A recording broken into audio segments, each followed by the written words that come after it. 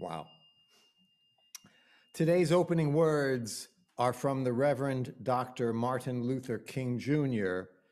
in a May 1966 speech to the UUA General Assembly. He stated, "We must live together as brothers, or we will all perish together as fools. This is a fact of life. No individual can live alone. No nation can live alone." Mary will light the chalice here in the sanctuary. I invite you to light your own chalice and place it where it can be seen by all of us if you are able. A Spark of Hope by Melanie Davis. If ever there were a time for a candle in the darkness, this would be it. Using a spark of hope, kindle the flame of love, ignite the light of peace, and feed the flame of justice. Before we sing the first hymn, let me remind you to leave yourselves muted. However, we want you and whoever is with you to sing with Jan and Mary as loud as you like. Make it a joyous experience. So let's all sing the opening hymn, number 159, "This Is My Song."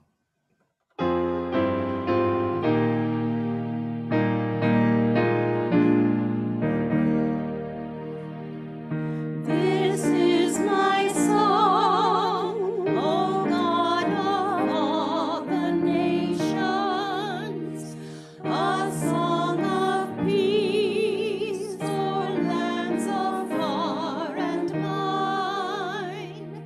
This is my home, thy country where my heart is, and are my hopes, my dreams, my holy shrine.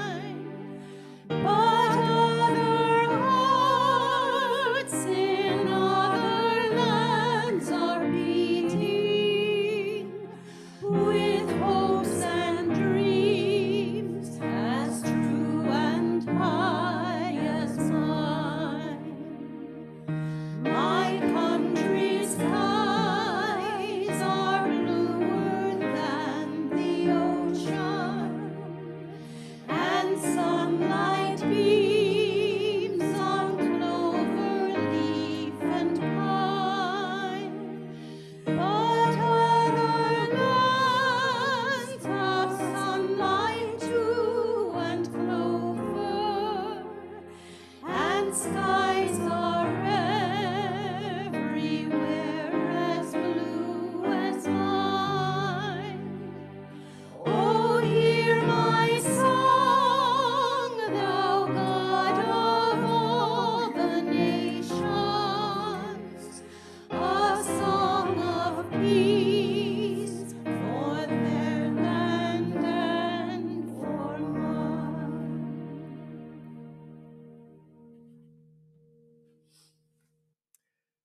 Welcome to the Unitarian Universalist community of Cambria. We are glad you have joined us today. We acknowledge that our UUCC sanctuary stands on land that was originally occupied by indigenous peoples of the Central Coast, whose ancestors lived primarily in San Luis Obispo, Santa Barbara, and Ventura counties. As Unitarian Universalist community, we celebrate religious diversity and welcome all who journey in search of faith and spirituality. The UUCC is a lay-led congregation inviting speakers from different religious traditions and spiritual or scientific backgrounds to speak at our pulpit. We encourage presentations covering a variety of topics and areas of interest to our community that connect with the UU7 principles. I see someone's asking to be admitted. Today's service centers around the sixth principle. We affirm and promote the goal of world community with peace, liberty, and justice for all. As naive or impossible as the sixth principle may seem, we should not give up on it. In the face of our culture's apathy and fear, we should imagine and help create a powerful vision of peace by peaceful means, liberty by liberatory means, justice by just means. We should believe and live as if we believe that a world community with peace, liberty, and justice for all is possible.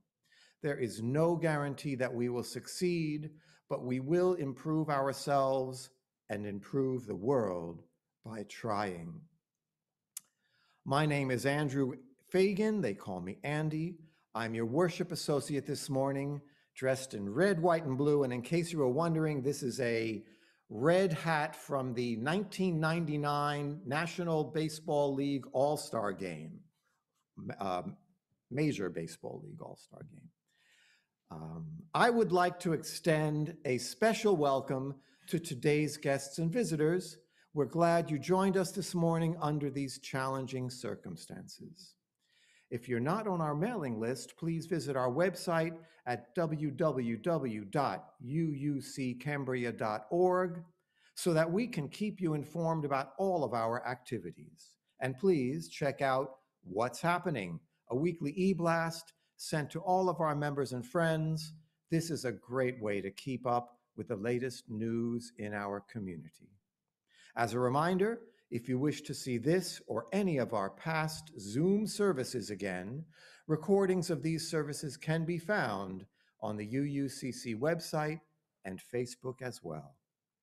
The membership committee invites non-members to consider joining our community. Please contact Janet Cooper or a person on the board if you are interested. Thank you.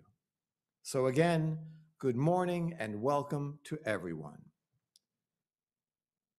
The affirmation is both a recognition of the nature of our community as well as a promise we make and aspire to. On the first Sundays of every month, we sing the affirmation to music composed by Jan Kollner. So let us now sing our affirmation. Love is the spirit of this church, and service is its prayer. This is our great covenant, to dwell together in peace, to seek the truth in freedom, and to help, and to help, and to help one another.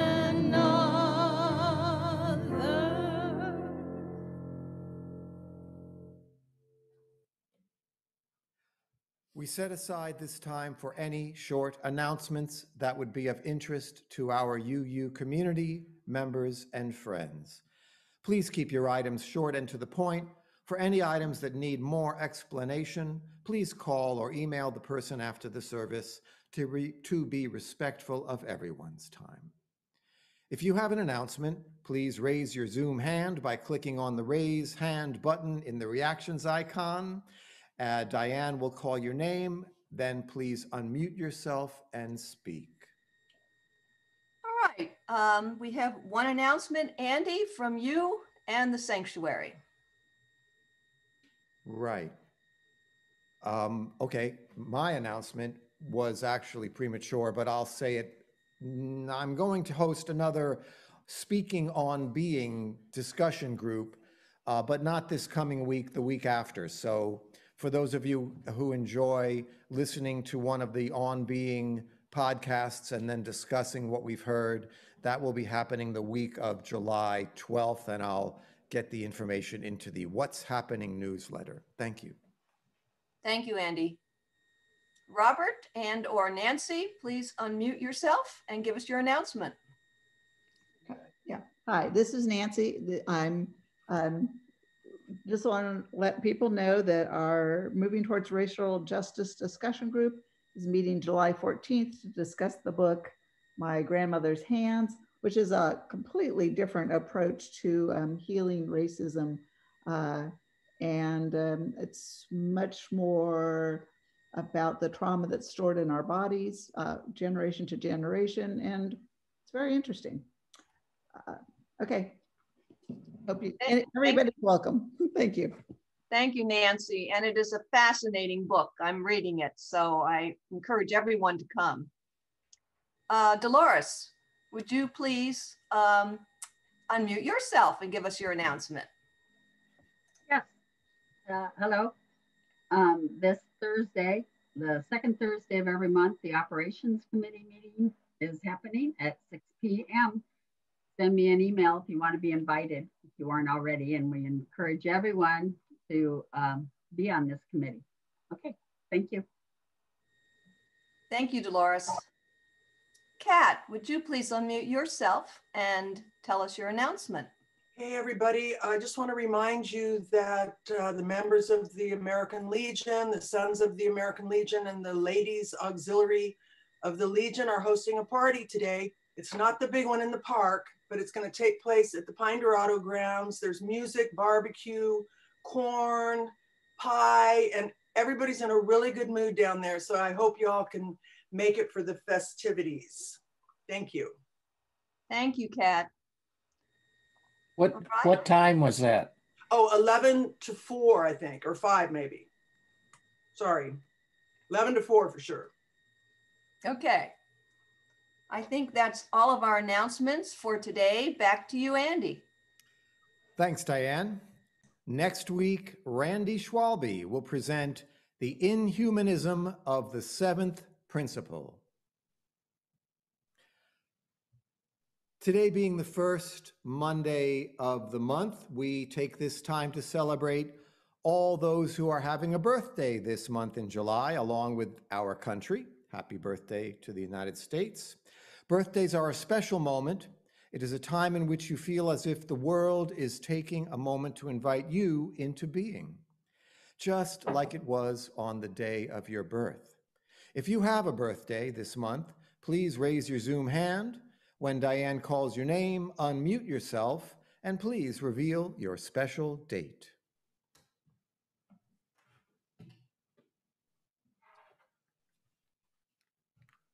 While I light the candle.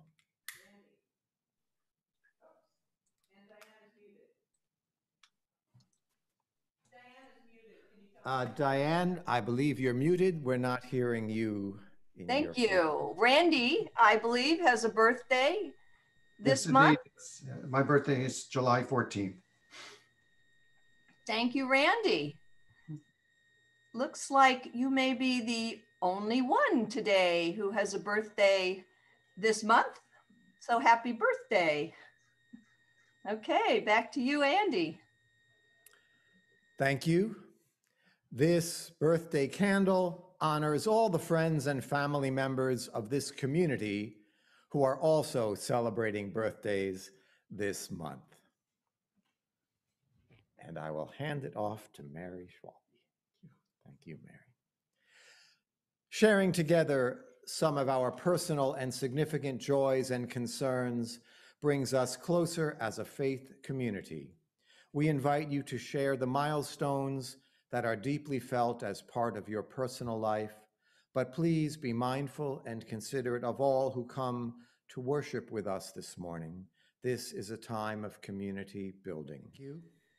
The collective flames of these candles embody all the joys and sorrows which may have gone unspoken today, but are deeply felt in this community.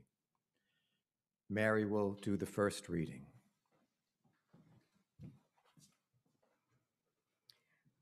Frederick Douglass became a world-famous orator, serving 5 American presidents. He was born into slavery on a plantation in Maryland in 1818 and separated from his mother in infancy. As a young child, he was sent to a nearby plantation to live, where he asked a, quote, kind white woman, unquote, to teach him to read. The lessons were quickly curtailed by her husband, who feared educated slaves would become rebellious. But Frederick continued to teach himself in secret, reading the Bible and newspaper articles about the abolitionist movement.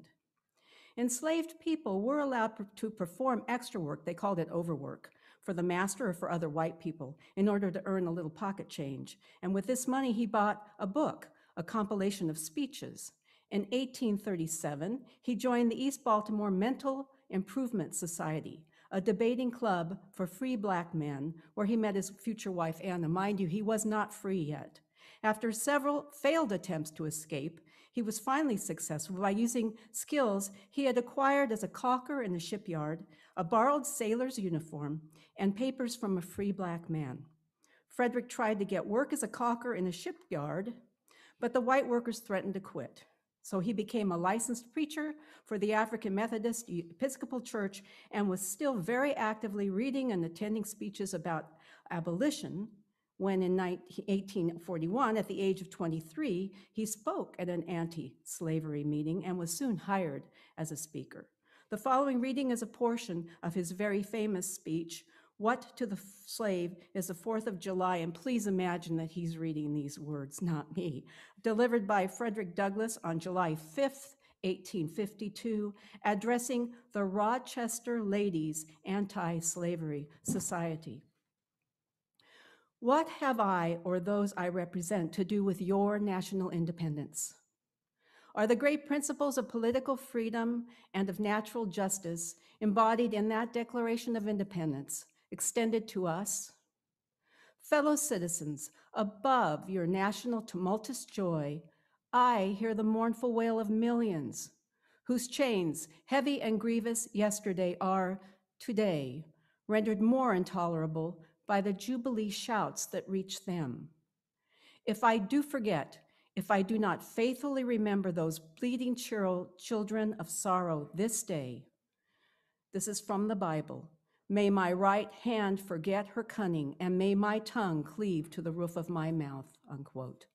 To forget them, to pass lightly over their wrongs, and to chime in with the popular theme would be treason, most scandalous and shocking, and would make me a reproach before God and the world. My subject then, fellow citizens, is American slavery.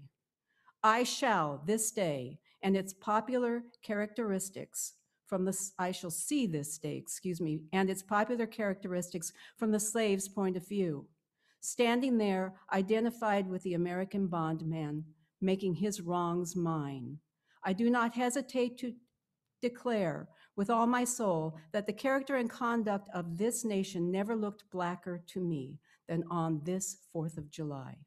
Whether we turn to the declarations of the past or to the protestations or to the professions of the present, the conduct of the nation seems equally hideous and revolting. America is false to the past, false to the present, and solemnly binds herself to be false to the future.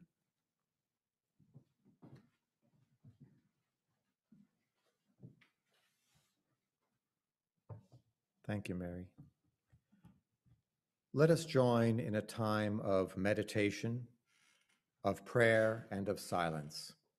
Let us seek the quiet and the calm, laying aside our struggles, and in the silence, may there be a reverence in our hearts, a thankfulness within our spirit, and a deepened understanding of the meaning of our lives. Let us enter the stillness.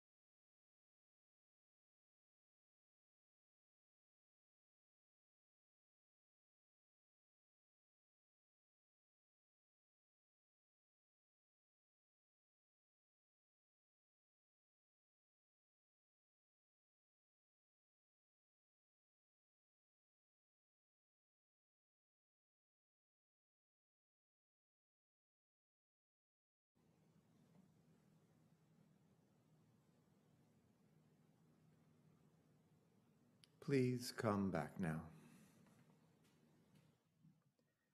Our second reading is titled A July 4th Meditation by Reverend Maureen Killoran. Spirit of life and love, I come before you, black and brown and red and yellow and alabaster.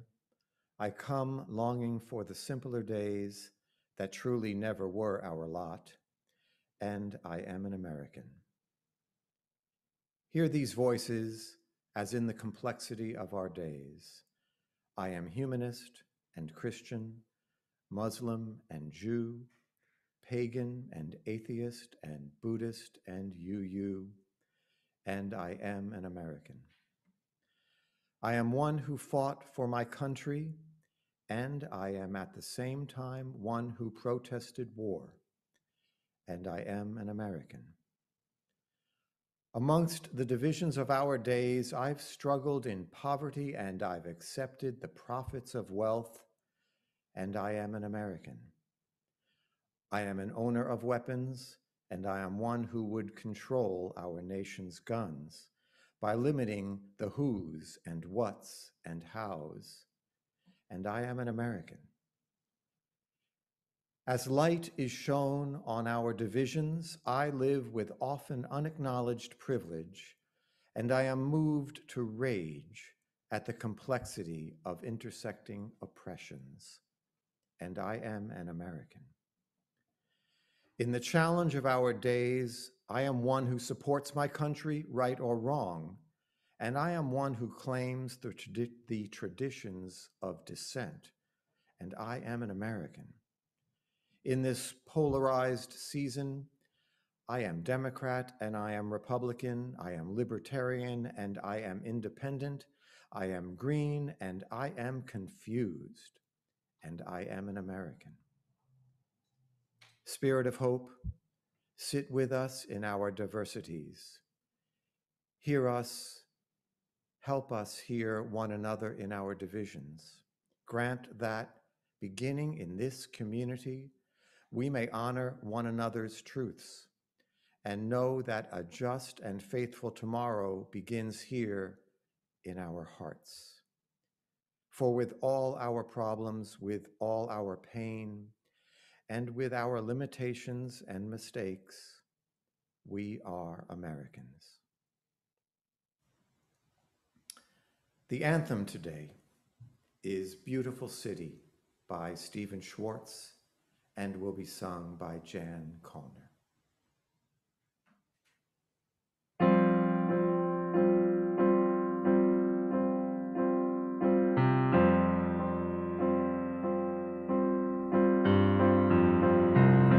Out of the ruins and rubble, out of the smoke, out of a night of struggle, can we see a ray of hope? One pale thin ray reaching for the day we can build a beautiful city. Yes, we can. Yes, we can. We can build a beautiful city. Not a city of angels, but we can build a city of man. We may not reach the ending, but we can start. Slowly but truly mending, brick by brick, heart by heart. Now, maybe now, we start learning how we can build a beautiful city. Yes, we can. Yes, we can. We can build a beautiful city. Not a city of angels,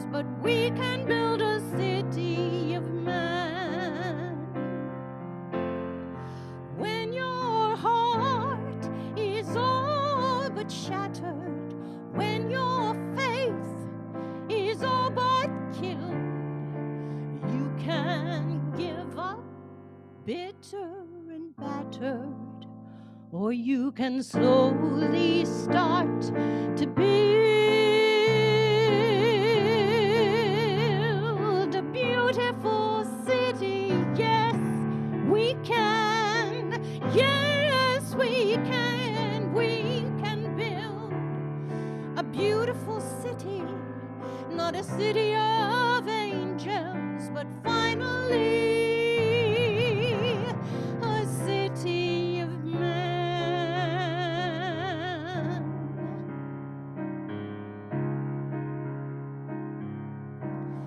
A city of man.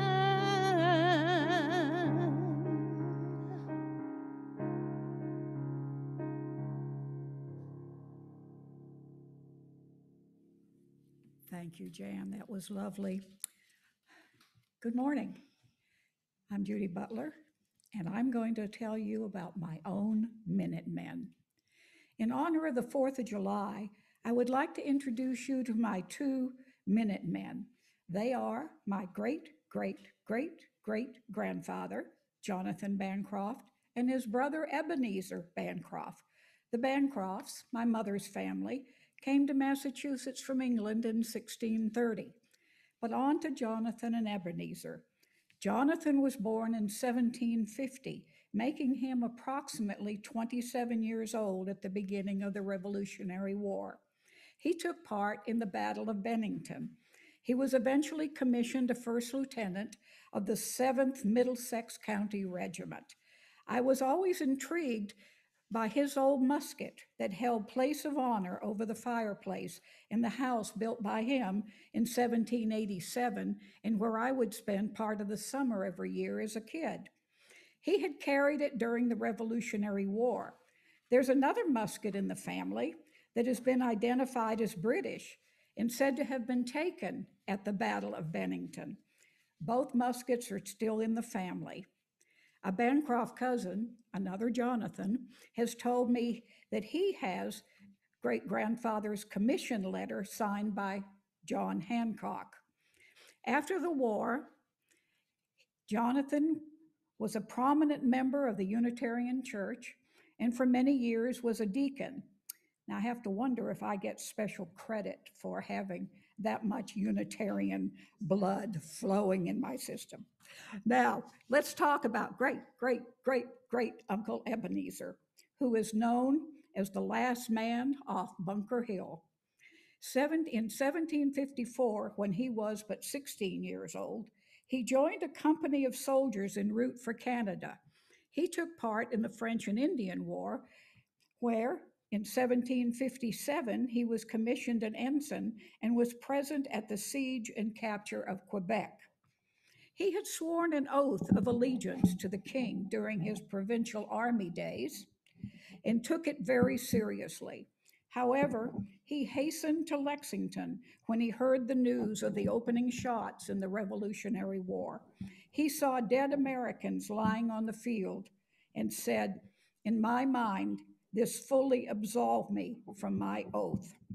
Then came 1775, when he marched to Cambridge to join the patriotic forces assembled there. He was commissioned a captain in Colonel Bridges' regiment. He commanded a company of 58 officers and men at Bunker Hill and was eventually promoted to lieutenant colonel of the 7th Regiment. However, it turns out there's more to Ebenezer's story. The historian and author Nathaniel Philbrick, in his book Bunker Hill, has devoted 2 pages to Ebenezer's efforts in getting cannon moved and usable on the hill, and his escape off the hill that made him the last man off Bunker Hill. However, I have found Ebenezer's own words about the battle more interesting, and I quote from his recollections as told to and written down by his grandson. And I quote Ebenezer: "As I was loading my gun the last time and just withdrawing the ramrod, an officer sprang over the breastwork in front of me and presented his piece. I threw away the rammer which was in my hand and instantly placed the muzzle of my gun against his right shoulder, a little below the collarbone, and fired, and he fell into the trench. This was my 22nd fire that day. I had then a severe struggle to escape out of the fort, the gateway of which was completely filled with British soldiers. I held my gun broadside before my face and rushed upon them, and at first bore some of them down, but I soon lost my gun, a remarkably long one, which I had taken from the French at Chambly in the old French War. I leaped upon the heads of the throng in the gateway and fortunately struck my breast upon the head of a soldier who settled down under me so that I came with my feet to the ground. Directly as I came to the ground, a blow was aimed at me with the butt of a gun, which missed my head but gave me a severe contusion on the right shoulder. Numbers were trying to seize me by the arms, but I broke from them, and with my elbows and knees cleared the way, so that at length I got through the fort. The last man I passed stood alone, and the thought struck me that he might kill me after I had passed him. So as I ran by him, I struck him a blow across the throat with the side of my hand. I saw his mouth open, and I have not seen him since. A shower of shot was falling all around me as I ran down the hill. One struck my hat, several marked my clothes, one struck me in the left hand and severed off that forefinger. Our men were all in advance of me, and I was almost, if not entirely, alone from the time I left the fort till I came to Charlestown, on which there was not a man to be seen. When the Declaration of Independence was signed on July 4th, 1776, Uncle Ebenezer planted an elm tree and fired 13 rounds from his rifle. He fired the rounds every July 4th for the rest of his life, adding one for each new state. That tree was still alive 100 years later. Now, both Jonathan and Ebenezer are buried in the old Bancroft family cemetery, which was once a quiet, reflective place with many interesting headstones. Sad to say, it now sits right up against the main highway from Boston to New Hampshire. Plus, a few years ago, a large shopping mall was erected and totally encompasses the cemetery. It now seems like an ignominious place for those men to spend eternity. So this is my own Yankee Doodle Dandy 4th of July patriotic story. And we will now have Anita light up our lives with a talk on fireworks. Anita, over to you. Thank you, Judy. One of my favorite inventions are fireworks. I grew up in Schaffhausen, Switzerland, a Renaissance town along the Rhine, and with a fort. My first firework experience was when we were kids. We gathered behind the fort with paper lanterns, waiting for the firework spectacle. Later on, we moved closer to the Rhine Falls, the biggest falls in Europe. There on August 1st, which is the Swiss Independence Day, we enjoyed fireworks above the falls, in the sky, and above the water. During a stay on Lipari, which is an island north of Sicily, we watched fireworks right on the beach, not knowing it would remind me of war. So strong was the detonation. In 1980, I lived on Mackinac Island in Michigan, and on my first 4th of July celebration, beautiful fireworks unfolded over the island, and I wasn't on the beach. I used to live in Japan but never saw fireworks. I know from photographs the Japanese are experts in this domain. The word in Japanese for fireworks is hanabi. Hana means flower and bi means beauty, according to my Japanese dictionary. Therefore, the word translates to flower beauty. Japanese people don't celebrate a special occasion with fireworks. They are regarded as fleeting beauty and enjoyed with friends and family while they eat and drink.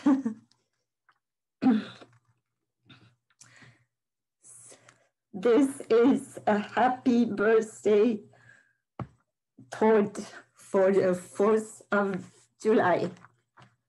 Happy birthday. Thank you.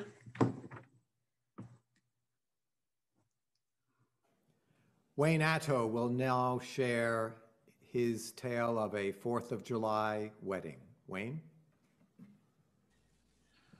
Hi, everybody. Let me introduce my very good friends.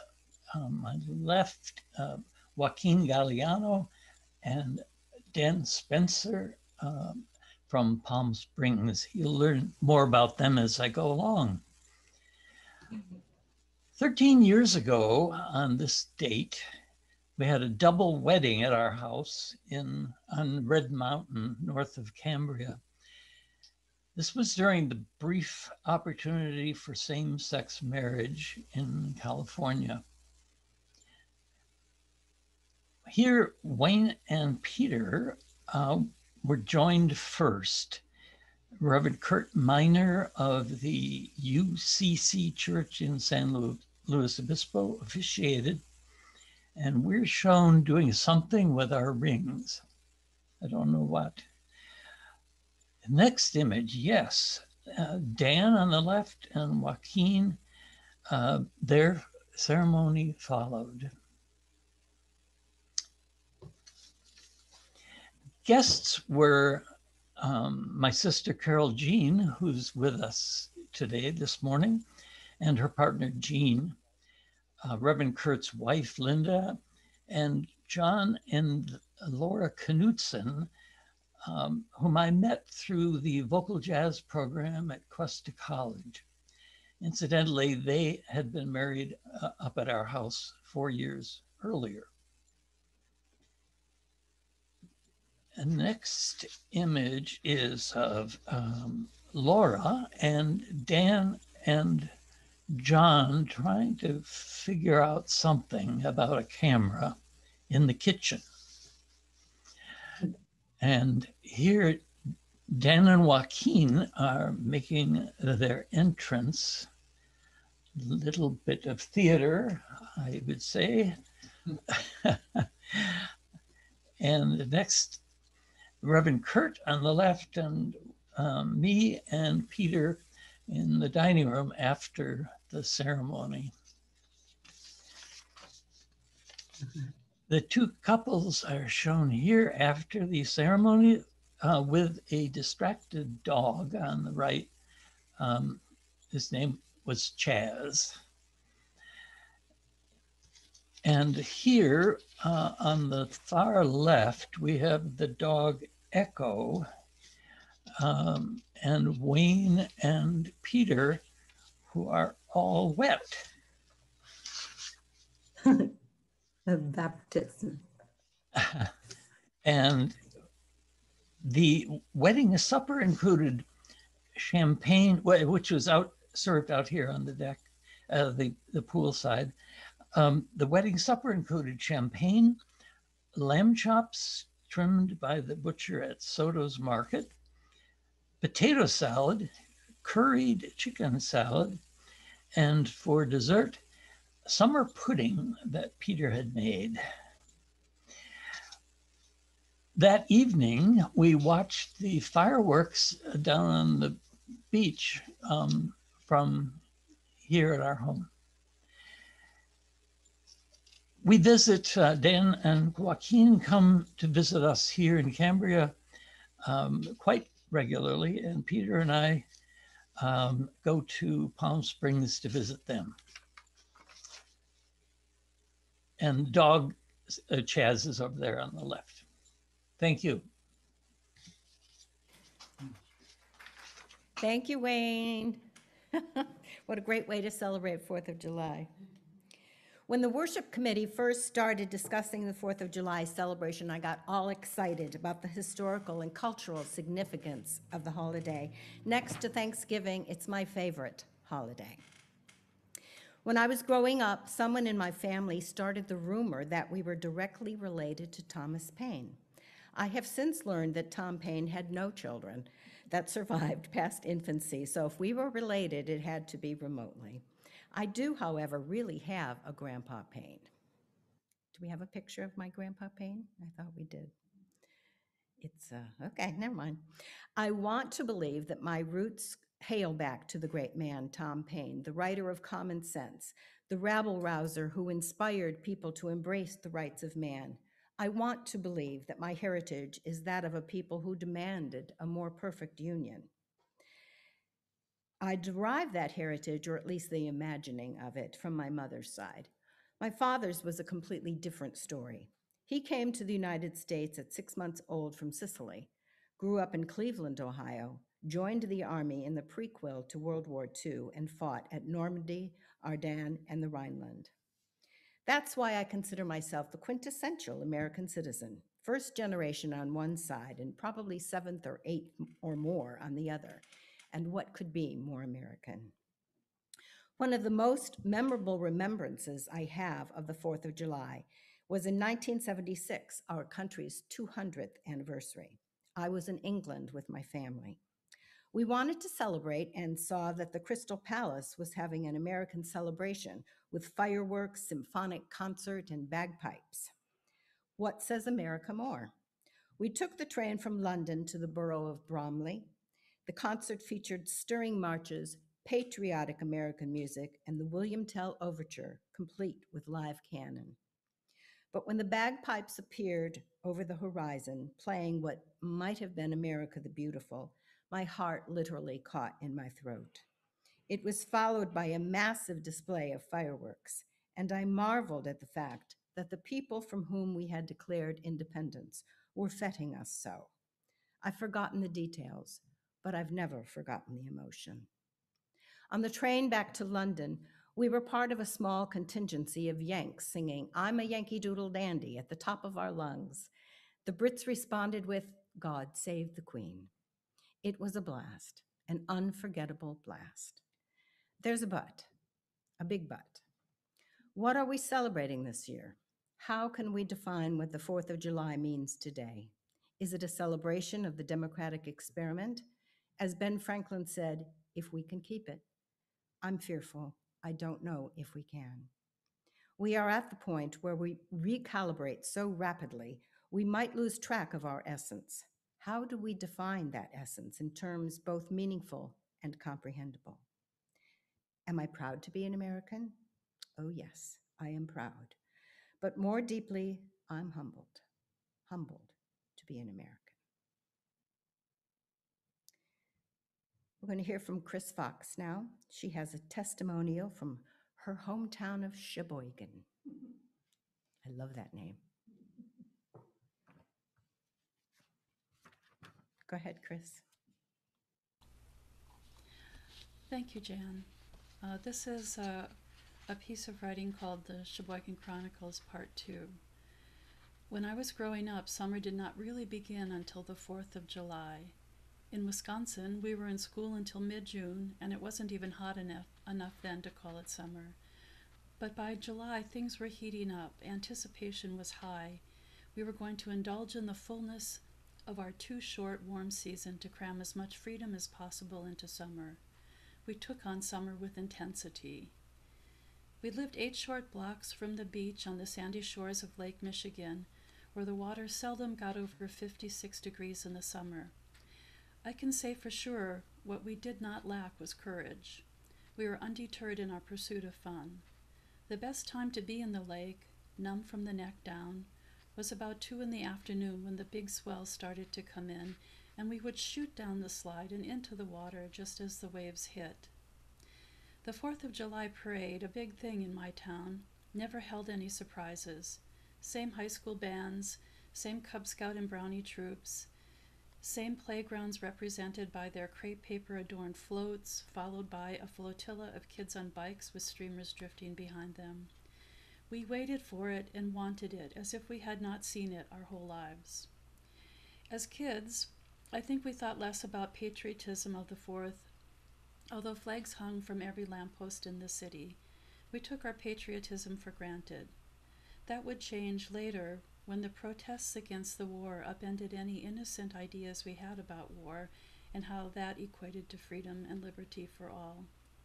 The unrest during the 60s changed forever our naive complacency. We knew kids who had lost fathers, brothers, neighbors in Vietnam.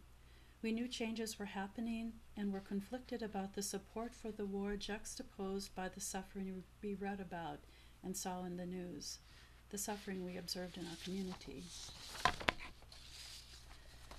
The 4th of July was never really the same as the war wound down. It felt like a wound that would never allow the suffering and the division in our community to heal, or heal the fear that we felt for our brothers and our friends. So present was it in our lives. Our innocence was gone, and what replaced it was a far less secure vision of the world. It has always surprised me how the pageantry and customs go on, the parades, the fireworks, the patriotic band music, as if enormous changes have not occurred. As teenagers, we wanted to cling to what we knew in the hope that we could return to the same sense of ourselves and our community as we had in a less complicated time. I found that I never really could. Patriotism, as I understood it, was not something I could clearly understand in light of my experience, nor something that I take for granted that I feel. Love of country means coming to terms with the loss of life in war and the continuing wounds of war of those who survive it. War is a fact, but love is a choice. I choose to love the country in which I live, just as I must accept the losses that come with it. And so I write this addendum in memory of Timothy Fox, ex-Marine, ex-Army, jungle expert in the Vietnam War, who gave his life in more ways than one for his country. Rest in peace, Uncle Tim.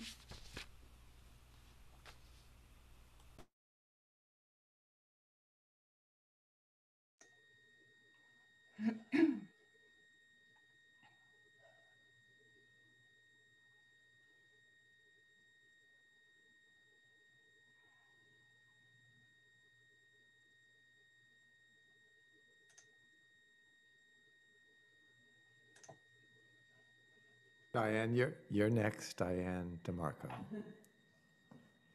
Thank you, Andy.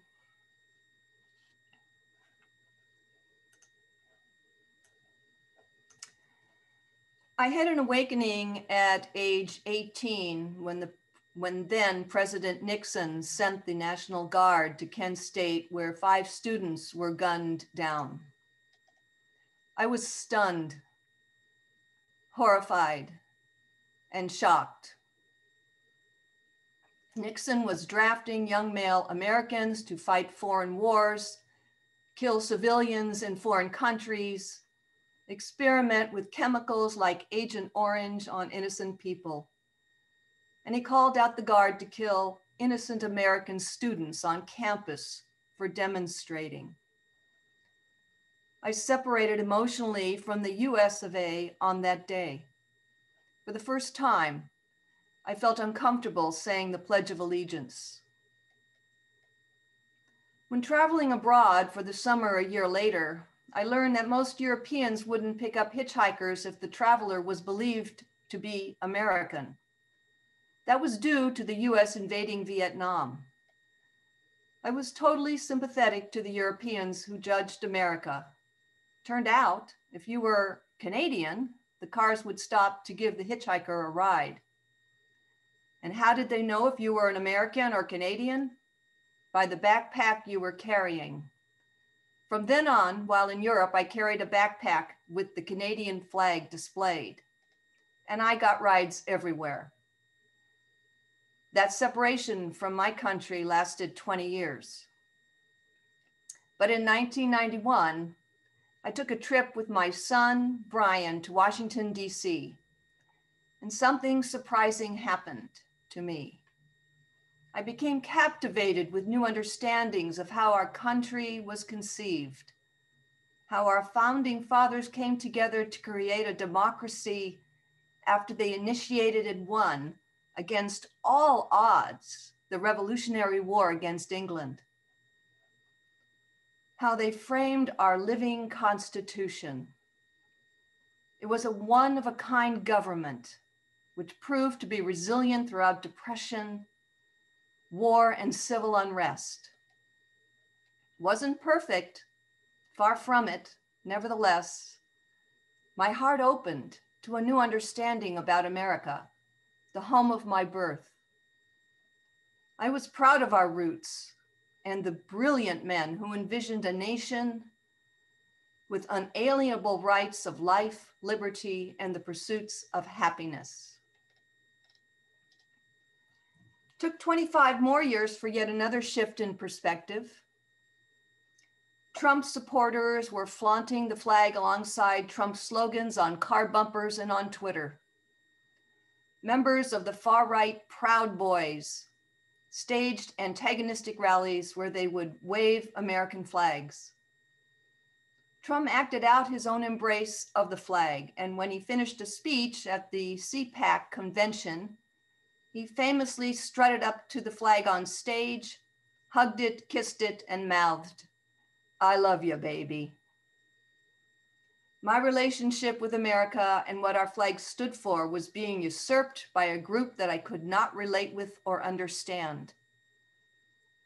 Trump supporters were using that very same flag to represent something that felt racist, not inclusive to all Americans. Days later, I stood on the corner, the local corner, of Cambria Road and Main Street, with signs that said, "Justice for all. Murder is not an accident. My grandson's life matters." I also watched as large pickup trucks drove by with huge black flags waving alongside overly large American flags. It was then that it occurred to me, I had let my flag go. Yes, I allowed others to define what the flag meant, and it was time to own the American flag for myself. I lost it once. I wouldn't lose it again. I wouldn't lose it again. I immediately bought 25 American flags and handed them out to everyone who was standing on the corner with me that day. I told them, each person, that it was time to own our flag once again, and they each took a flag to display, along with "Justice for All" signs. And on my own property, I had a sign that said, "Black Lives Matter," and I surrounded it with American flags. You know, take back the night? I took back the flag. This July 4th, I will remember that my country has further to go in order to right the wrongs it has inflicted on so many people of color, on women and foreigners. But I also know that we are a work in progress, that we have a solid foundation, and that I will speak up to let freedom ring for all our people. When the fireworks are bursting in the dark sky tonight across our nation, I will be grateful to be a US citizen and celebrate the opportunity to continue and make better the United States of America. Thank you. Thank you, Diane, and thanks to all of you for sharing your 4th of July testimonials. Normally at this time, we receive offerings from our congregants. However, due to the virtual format of this service, we invite you to make your offering in one of the methods shown on the screen. These methods are posted in the newsletter and on the UUCC website. Please keep in mind that our congregation is entirely self-governed by the democratic process. One of the privileges of our free church tradition is to provide all of the financial support for our many ministries from among ourselves. Generosity, therefore, is one of the spiritual values we recognize as central to our personal and our institutional well-being. You are invited to participate in the blessing of giving by sending us an offering. Thank you.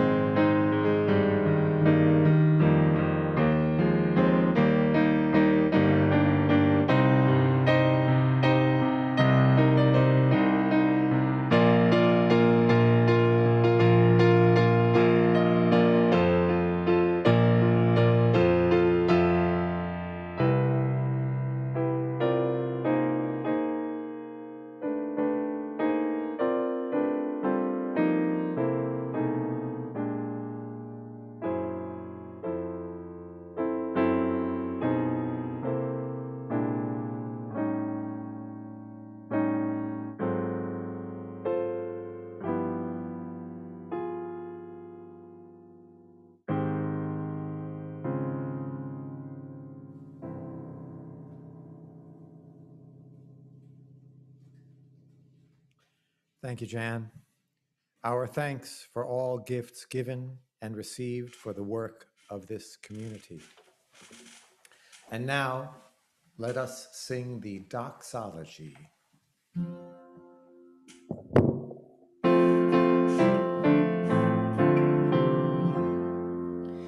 When all the peoples on this earth know deep inside their precious worth, when every single soul is free, we'll learn the name humanity.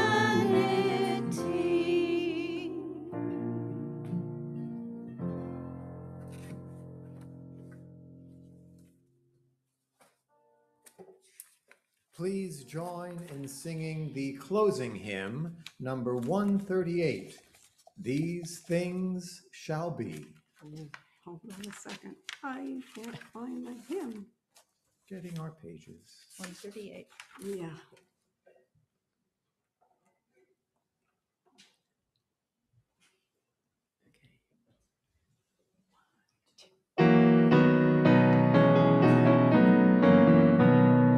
These things shall be of your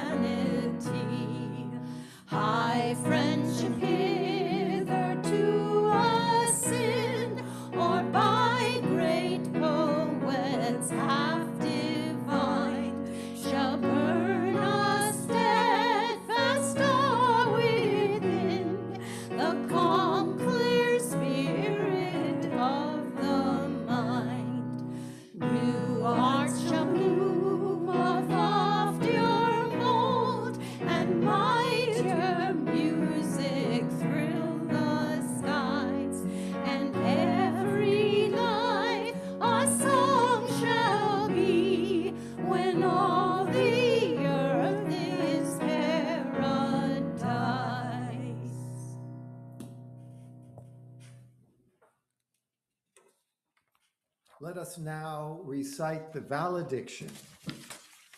We extinguish the flame of this chalice, and we know that the light of truth and love and the warmth of this community go with us until we meet again. Please extinguish your chalice at home now.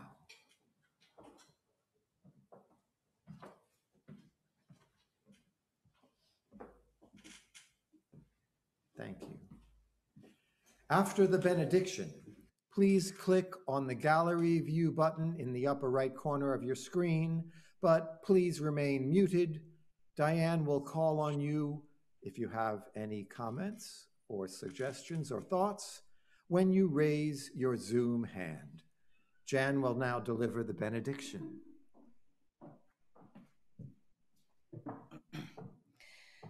The last rocket's red glare. There was something rare, possibly unattainable, perhaps unsustainable. Hamilton, Franklin, Adams, Jefferson, Washington, Payne, they knew it. At Fort Sumter, we knew it. At Gettysburg, we knew it. At Meuse-Argonne and at Normandy, we knew it. Our vision blurred with Vietnam, the Gulf War, on 9/11, and with Iran, Iraq, Afghanistan. Where are they now, the Jeffersons, the Adamses, and yes, the Lincolns? Cooler, calmer minds do exist. Listen carefully for their voices. For these are the times that try men's souls. Trying times. Don't be fooled by the survival not of the fittest, but of the brashest, of those who follow the bray, absorb the molecular barrage of insidiousness. And what of the people who arrive from everywhere to seek refuge, a better life? What will they find in this land of the free? The rocket's last glare? Lincoln called us America, the last best hope of earth. Those ignorant of our struggles and successes only see what they want to see, only hear the loudest voice as it blares from myriad digital sources. Quiet the noise. Listen to the universe. It speaks in a soundless voice to be divined if we are to hear the silence of bombs not bursting in air.